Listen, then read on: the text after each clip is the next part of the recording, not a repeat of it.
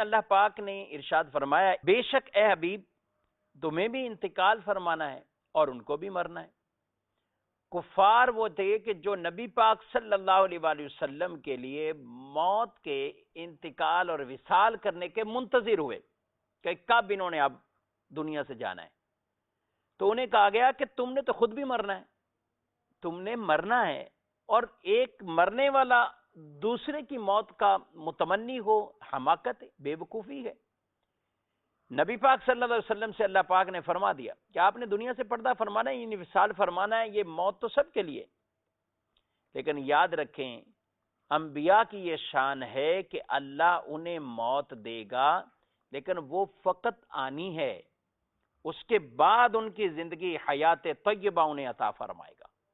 جس کے لیے بکثرت دلائل موجود ہے۔ نبی کریم صلی اللہ تعالی علیہ وآلہ وسلم نے فرمایا الانبیاء احیاء فی قبورہم یصلون، انبیاء اپنی قبروں میں زندہ ہوتے ہیں، نمازیں بھی پڑھتے ہیں۔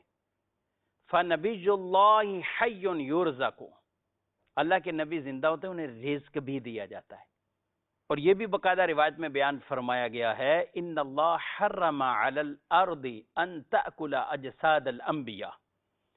اللہ نے حرام کیا ہے زمین پر کہ وہ نبیوں کے جسموں کو کھائے، یہ زمین پر اللہ نے حرام فرما دیا۔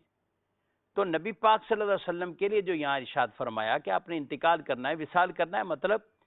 حضور صلی اللہ علیہ وسلم پر بھی یہ وصال اور موت کا سلسلہ یہ آنا ہے، اور یہ اس وقت کفار کو یہ جواب بھی دے دیا گیا اور بتا بھی دیا، لیکن اس کا یہ مطلب نہیں ہے معاذ اللہ نبیوں کا وصال کرنا، وہ فقط اللہ کا وہ جو وعدہ ہے کل نفس ذائقۃ الموت، ہر ذی روح نے یہ موت کا ذائقہ چکھنا ہے، وہ اس تک، اس کے بعد حیات طیبہ ہے۔ ایسی اللہ نے ان کو پاکیزہ حیات عطا فرمائی ہے اور ایسے اختیارات عطا فرمائے ہیں جہاں چاہیں اللہ کی دی ہوئی طاقت اور اجازت سے وہ وہاں تک جا سکتے ہیں، پوری کائنات کو ملاحظہ فرما رہے ہیں۔ ہمارے نبی صلی اللہ علیہ وسلم ایسے ملاحظہ فرما رہے جیسے ہتھیلی کو کوئی ملاحظہ فرماتا ہے، سبحان اللہ۔ تو یہ ان کا وصال کرنا وہ عام لوگوں کے اس وصال کی طرح نہیں، اللہ ان کو بہت اعلیٰ زندگی عطا فرما